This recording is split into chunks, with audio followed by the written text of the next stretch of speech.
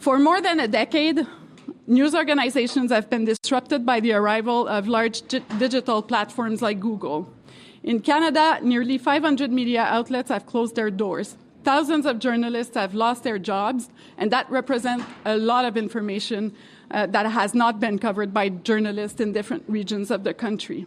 Today, I'm announcing the next steps for the Online News Act. We have found a path forward to answer Google's questions about the process and the act.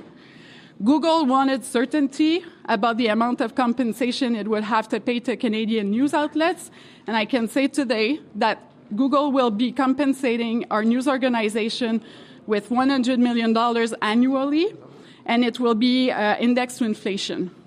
Also, Canada reserves the right to reopen our regulation if there are better agreements struck elsewhere in the world. This is the first time that a transparent system has been created.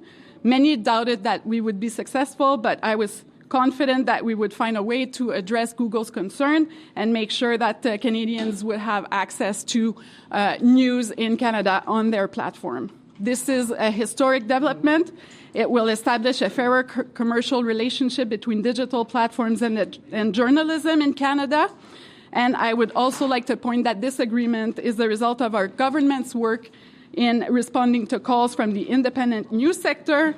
As our media ecosystem transforms, this takes into account the rise of new digital technologies and tech platforms. I think it's very good news that after months of holding strong, of demonstrating that our commitment to local journalism, to strong independent journalists getting paid for their work, that Google has agreed to properly support journalists, including local journalism.